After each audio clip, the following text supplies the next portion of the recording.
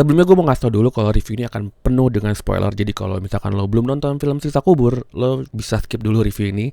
Lo ke bioskop dulu nonton filmnya, baru setelah itu lo bisa nonton review ini. Dan mungkin lo bisa memberikan opini tersendiri atau opini yang berbeda dari gue mengenai film Siksa Kubur ini.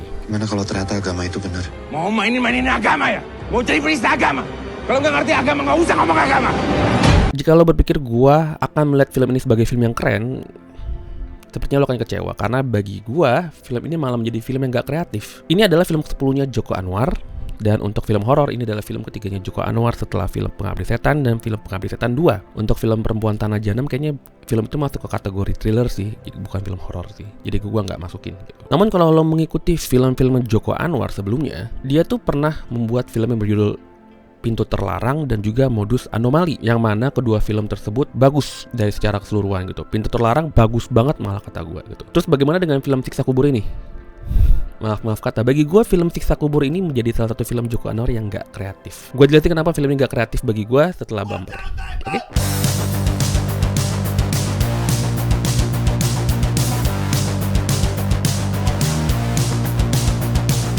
Jadi sinopsisnya begini, gue sambil baca ya, karena gue gak hafal.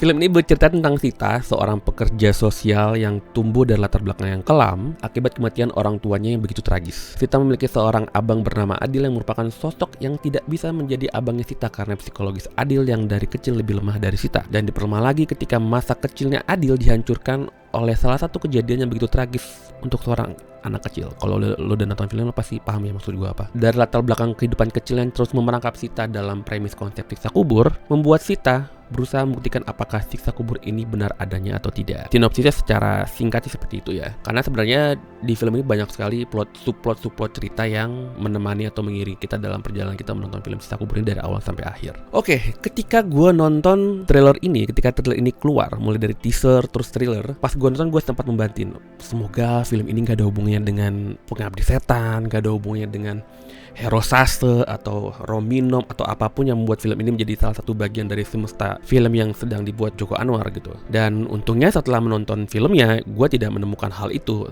atau seenggaknya itu yang gue lihat gitu ya. Cuma ya bukan menjadi hal yang bagus bagi gue, karena ketika gue nonton film ini sampai selesai, sampai berakhir, bukan perasaan bahagia atau perasaan bingung yang excited. Gue malah merasa ya film ini malah niatnya ingin tampil sebagai film yang berat, tapi bagi gue malah jadi film yang gak kreatif. Gini deh, untuk soal cerita, film garapan Joko Anwar ini memiliki tensi cerita yang slow burn ya. Istilah slow burn ini gue pakai karena ini film Joko Anwar. Kalau ini film yang bikin entah Anggi Umbara atau sutradara lainnya, gue bakal bilang tensi ceritanya ini bikin ngantuk gitu. Cuma karena ini film Joko Anwar, jadi biar kelihatan edgy gitu atau avant-garde, kita pakai istilah slow burn ya. Walaupun bagi gue sama aja, sama-sama bikin ngantuk sih. Lucunya, ketika di awal film ini slow burn, di menjelang akhir film ini semuanya malah serba terburu-buru. Kayak seolah-olah ingin mencoba memaksa penonton untuk menerima berbagai informasi yang diberikan dengan sangat cepat dan dipaksakan gitu. Kayak jomplang aja gitu. Di awalnya terkesan lelet, datar, bikin ngantuk. Pas di ending tuh kayak diburu-burin aja gitu. Semuanya secara serba kebetulan, secara serba maksa untuk membawa ke penonton kepada ending yang diharapkan dari sang sutradara gitu. Terus kalau nggak salah film ini katanya ada unsur interaktifnya ya. Yang pas gue cari-cari ternyata unsur interaktifnya ini ada ketika adegan Sita minta tolong pas di dalam kubur gitu. Kan pas akhirnya Sita melihat siksa kubur itu, terus dia kayak merasa ketakutan, merasa helpless. Akhirnya dia mencoba mencari pertolongan tuh, dan dia kayak mencoba minta tolong ke teman-teman yang dalam artian mungkin ini ke penonton bagaimana caranya gitu kan. Dan tiba-tiba muncul teks di bawah, harapannya ya teks itu dibaca oleh penonton gitu. Dan ketika teks itu dibaca oleh penonton, film itu akan berlanjut gitu. Cuma kenyataannya ketika gua nonton di bioskop, penontonnya nggak ada yang baca, diem aja gitu. Cuma ya film tetap berlanjut secara goib. Ya jadi bagi gue ya interaktifnya nggak begitu masuk sih gitu. Karena di lain hal, gue mempertanyakan motivasi interaktif ini dimunculkan gitu. Maksudnya kan Sita itu bukan Dora yang memang selalu butuh bantuan penontonnya gitu. Dari awal kita nggak diberikan itu gitu. Kita nggak diberikan gimmick-gimmick seperti itu. Di film ini kan Sita digambarkan sebagai sosok yang kuat, mandiri, dan cenderung angkuh terhadap hidup gitu kan. Namun di akhir film Sita berubah menjadi sosok yang tak berdaya, membutuhkan pertolongan sebagai manifestasi akan rasa takut dia yang disebabkan oleh kebenaran siksa kubur itu sendiri gitu. Namun munculnya gimmick interaktif ini hanya sekali, pas di akhir, tinggal penonton tidak mendapatkan brief untuk mengikuti gimmick ini gitu. Dan hasilnya ya gitu, gagal gitu. Kalau misalkan seandainya gimmick ini diberikan di awal gitu, tinggal penonton merasa teredukasi untuk mengikuti gimmick interaktifnya ini gitu. Masalahnya gimmick interaktifnya ini muncul di akhir, muncul di momen-momen yang bahkan paling krusial, paling penting, yang mana emang itu membutuhkan keseriusan dan fokus penonton untuk menyaksikannya gitu. Kalau tiba-tiba disuruh interaktif dan itu adalah pertama kali dilakukan, ya penonton juga bingung, gue mesti ngapain ini teksnya apaan gitu ya. Secara teks itu memang bagus gitu, tapi kita nggak tahu bahwa sebenarnya teks itu untuk dibaca. Jujur setelah gue nonton film ini, setelah keluar dari bioskop, banyak hal yang timbul di diri gue. Berbagai pertanyaan soal ini dan itu, soal kenapa begini, kenapa begitu gitu. Gue mencoba mencari benang merah antara satu hal dengan hal lainnya gitu. Mencari korelasi antara kematian Bu Nani di mesin cuci dengan ambisi Sita untuk membuktikan sisa kubur, itu korelasinya di mana gitu.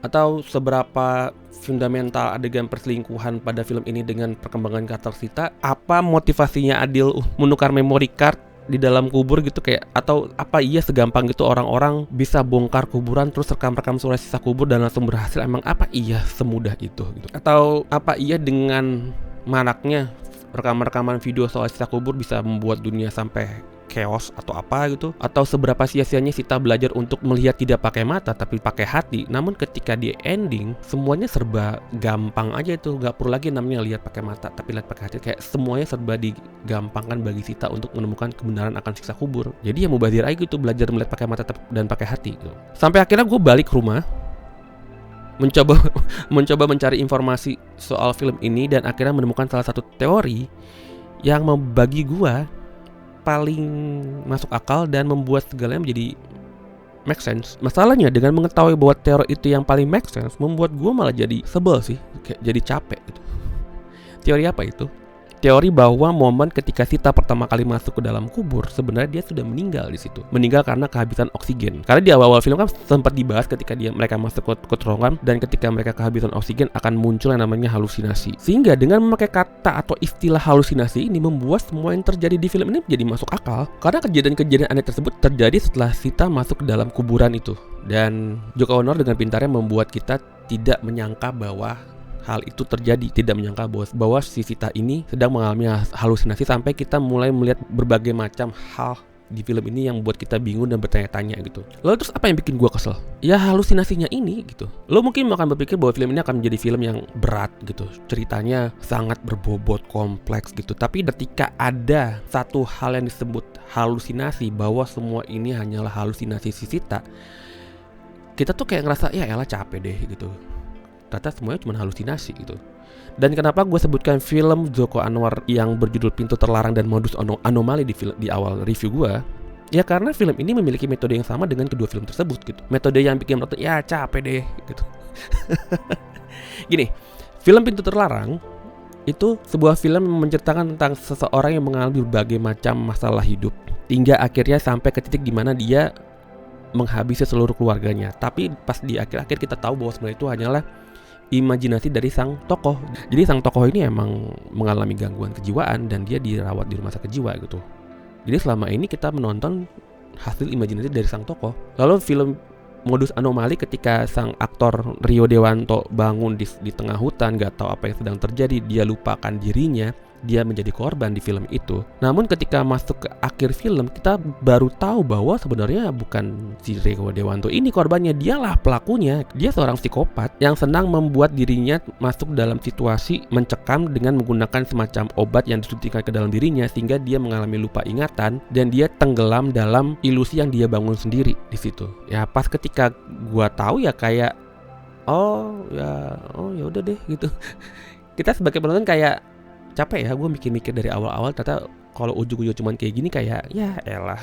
Dan hal ini yang gue rasakan di film ini ketika gue tahu dan mendapati bahwa teori soal halusinasi ini yang paling banyak disetujui oleh masyarakat ketika setelah selesai menonton film ini dan mencari-cari informasi mengenai film ini gitu. Apa yang gue rasakan yaitu film ini mencoba berat, berputar-putar, banyak subplot gitu, bikin penonton bertanya-tanya. Tapi ketika misalkan ujung-ujungnya disapu dengan kata ya sebenarnya kan setelah Sita masuk ke dalam kubur itu ya itu semuanya halusinasi Sita aja.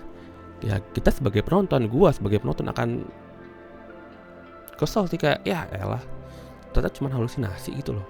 capek banget gue ngikutin ini cerita berat-berat kalau ujung-ujung cuma halusinasi.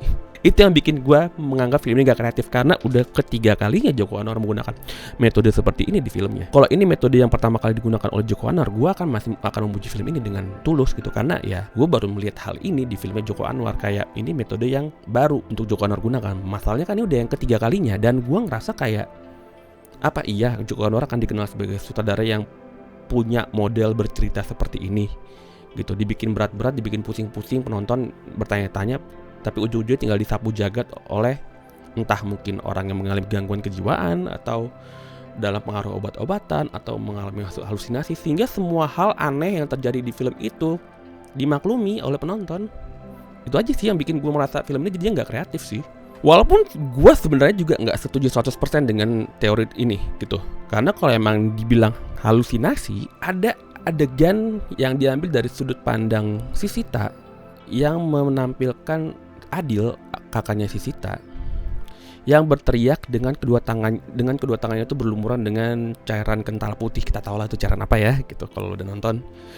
Cuma yang jadi masalah adalah apakah memang Sita tahu bahwa Adil itu mengalami kelainan seksual? Sepanjang film ini gue nggak melihat ada adegan yang memberikan informasi kepada penonton bahwa Sita itu tahu bahwa Adil punya kelainan seksual, atau adegan yang menampilkan kecurigaan Sita terhadap Adil yang mungkin mengalami kelainan seksual atau nekrofilia. Gue nggak melihat ada adegan tersebut gitu. Jadi ketika kita sebagai penonton tidak diberikan informasi bahwa Sita mengetahui kelainan seksual Adil, adegan itu jadi bikin kita bertanya-tanya dari mana adegan itu bisa muncul di sudut pandangnya Sita.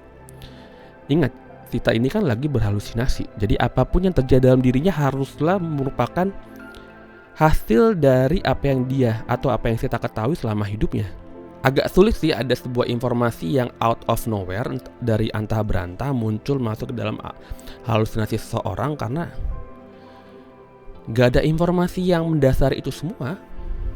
Jadi ketika adegan itu muncul, gue bertanya-tanya, ini korelasinya di mana gitu? Emang Sita tahu si Adil ini punya kelainan seksual gitu?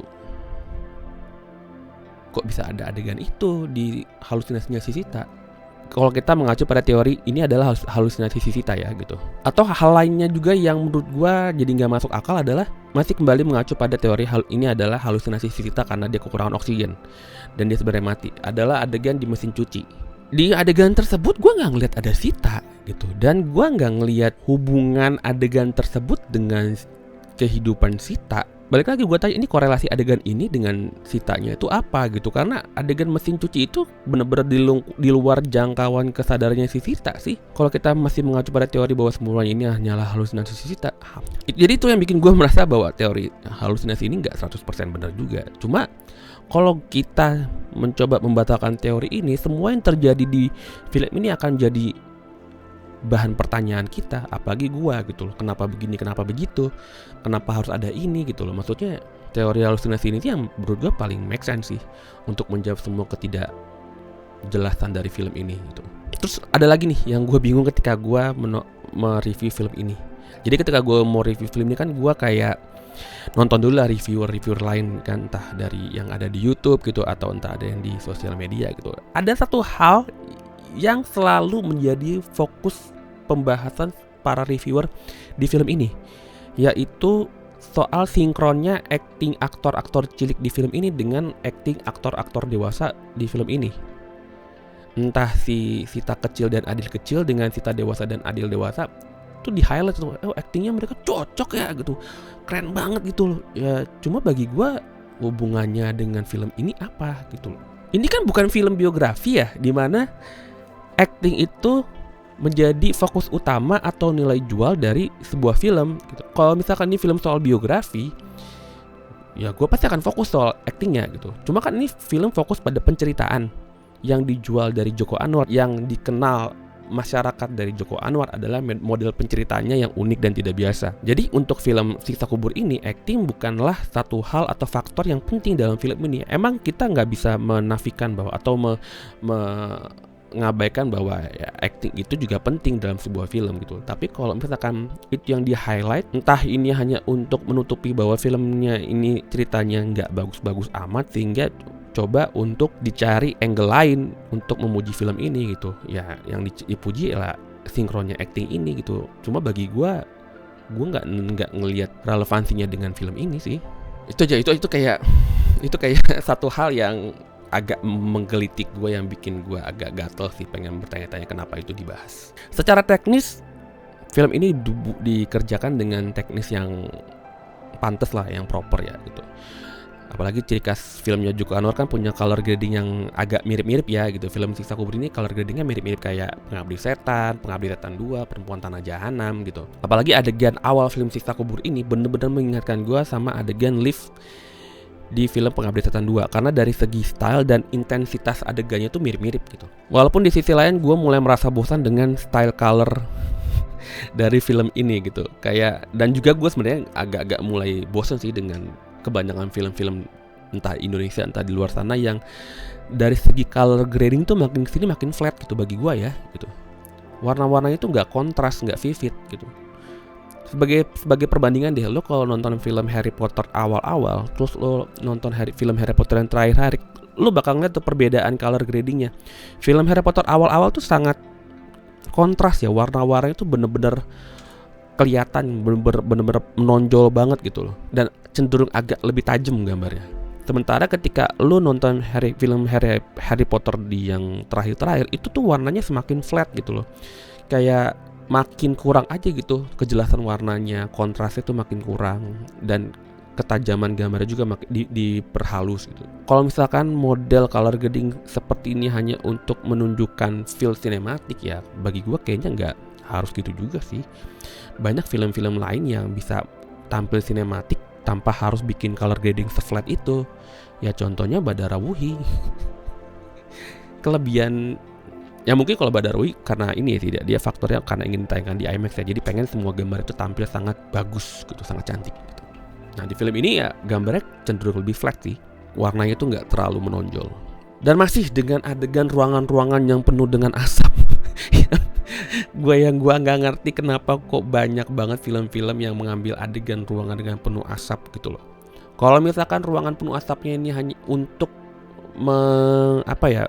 secara teknis untuk menampilkan garis sinar matahari, gue masih bisa terima gitu. Tapi kebanyakan film-film itu nggak ada tujuan untuk menunjukkan hal tersebut, tapi emang tetap aja dikasih asap gitu, kayak rumah abis di fogging demam berdarah gitu. Di dunia nyata ya gue mengalami kondisi seperti itu.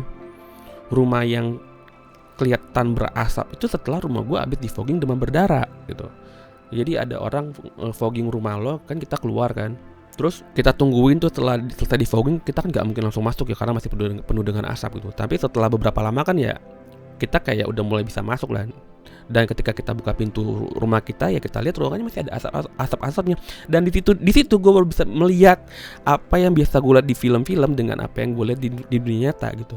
Atau di peristiwa lainnya, mungkin ketika tetangga lo gitu atau orang tua lo lagi bakar sampah di samping rumah gitu dan asapnya masuk ke rumah, ya itu momen dimana lo ngeliat rumah lo berasap. Atau lo di rumah lagi barbekyuan gitu, kompornya kegedean jadi berasap, ya di situ lo baru bisa ngelihat adegan visual rumah lo berasap, ruangan berasap gitu. Tapi sementara di film-film ini dan mungkin di film-film lainnya banyak adegan yang ruangannya berasap.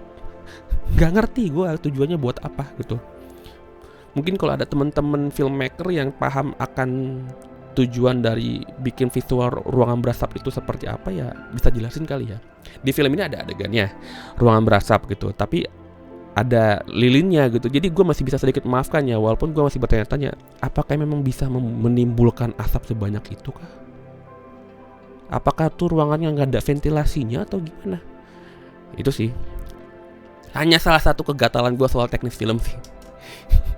Dan di sisi lain dari segi sound, orang banyak memuji film ini dari sound desainnya. Gue juga menyetujui hal itu gitu. Tapi bukan berarti nggak ada kelemahannya gitu. Di awal-awal film banyak adegan-adegan yang dialognya nggak jelas gitu, nggak kedengeran di gue. Gue nonton di posisi yang sangat bagus ya. Jadi gue nggak tahu nih gue apakah ini salah filmnya atau salah speakernya. Gue nonton film ini di Studio 2 Mall Taman Anggrek SX1. Gue nggak tahu ketika adegan dengan dialog nggak jelas itu adalah kesalahan filmnya atau kesalahan speakernya. Cuma di adegan-adegan lain, gue ngerasa baik subwoofer baik treble ataupun dari elemen-elemen speaker lainnya kayaknya berfungsi dengan normal-normal aja sih. Terus apakah dari semua hal yang gue jabarkan di review ini bukan berarti film ini gak ada nilai bagusnya? Enggak juga sih, ada sebenarnya nilai bagusnya gitu. Ada satu adegan yang amat sangat gue sukai dari film ini adalah adegan ketika si Sita berhadapan dengan anaknya dari Pak Wahyu kalau nggak salah. Anak-anak Pak Wahyu itu meminta sesuatu kepada Sita dan Sita menjawabnya, saya bisa memberikan apa yang kalian inginkan, tapi kalian harus bersujud dan mencium kaki saya. Itu kayak, itu kelas tuh, itu keren itu. Jujur setelah gue menonton film Siksa Kubur ini, gue tuh jadi lebih mengapresiasi film Sisa Nerakanya Anggi Umbara. Beneran deh. Karena gimana, walaupun film Sisa Neraka itu alur filmnya amat sangat absurd ya, khususnya adegan yang ada di sungai itu yang super duper fantastis, bombastis, absurdnya gitu, karena bener-bener sangat tidak masuk akal. Tapi gue memuji kesederhanaan cerita dan konsep cerita dari film Sisa Neraka ini gitu loh. Film Sisa Neraka itu kalau lo tonton, kalau lo pahami filmnya, itu model pencipta itu model cerita hubungan sebab akibat gitu. Apa yang dialami para tokoh ini di neraka adalah apa yang mereka lakukan semasa hidupnya, dosa-dosa yang mereka lakukan semasa hidupnya. Itu sangat simple, sangat sederhana, tapi itu dapat banget feel-nya ke penonton. Kita bisa mendapatkan rasa takutnya karena hubungan sebab akibat ini adalah model cerita yang juga terjadi di komiknya Siksa Neraka. Nggak ribet-ribet mesti muter kemana-mana. Udah lo kasih tau aja lo dosanya begini ya, di neraka lo kayak gini. Dan dari segi CGI jauh lebih bagus. Lo perhatiin aja CGI Siksa Kubur itu kayak lo nonton kayak lagi main game anjir. Hantu-hantunya tuh kayak masih kelihatan animasinya gitu. Siksaannya pun juga masih kelihatan animasinya. Apalagi pas adegan di dalam Siksa Kuburnya itu terlihat sekali animasinya gitu. Terlihat sekali bahwa CGI-nya ini kurang rendering lah kayaknya. Sehingga harus dibantu dengan pencahayaan yang gelap supaya ya kita penonton semakin gak kelihatan gitu loh. Ini filmnya CGI banget gitu. Terus gimana? Overall gue kecewa sih sama film ini. Sebagai orang yang udah nonton karya-karya Joko Anwar sejak dia jadi penulis skenario untuk film Arisan, film ini adalah salah satu yang mengecewakan. Bagi gue, pendapat gue, film ini mencoba untuk tampil berkelas dengan cerita yang ingin ditampilkan berat, berbobot, muter-muter, namun dengan endingnya diburu-buru, ditambah bahwa semuanya itu hanyalah halusinasi, membuat segalanya menjadi sia-sia dan mengecewakan gitu. Analogi simpelnya gini deh, temen lo cerita kalau lo tahu nggak sih rumah gue habis kerampokan gitu. Terus gue bereaksi, hah seriusan lo rumah lo habis kerampokan gitu? Iya gila, semua barang-barang gue hilang, gila. Terus orang tua gue sama adik gue dibunuh. Hah yang bener lo, gila parah banget gitu. Terus dia dilanjutkan dengan kata, tapi gue bohong, gue cuman halu. Reaksi lo gimana? Reaksi gue pasti ya tai lo, capek-capek gue dengerin cerita lo, ujung-ujungnya lo halu. Gitu sih. So bagi gue, kalau gue kasih skor film Siksa Kubur ini, gue kasih nilai 5/10. Kenapa gue kasih film ini nilai 5/10? Karena metode penceritaannya yang serupa dengan modus anomali dan pintu terlarang gitu. Dan bagi gue, ketika seorang sutradara untuk ketiga kalinya atau untuk yang kesekian kalinya menggunakan metode cerita yang sama pada filmnya, apalagi khususnya untuk metode penceritaan seperti ini yang mencoba untuk muter-muter tapi ujung-ujungnya disapu jagat dengan kenyataan bahwa semuanya itu hanyalah halusinasi, bagi gue menyebalkan sih. Apalagi dari segi teknis, film ini juga tidak lebih baik dari film Badarawuhi. Menurut gue ya, terserah menurut kalian. So, sampai jumpa di review gue selanjutnya. Selanjutnya gue bakal nge-review film Badarawuhi yang jujur di luar ekspektasi gue ternyata lebih bagus dari film ini. Dari segi cerita dan dari segi teknis. Sampai jumpa di review gue selanjutnya. Dan untuk kalian yang merayakan lebaran, selamat lebaran. Mohon maaf lahir dan batin. Dadah.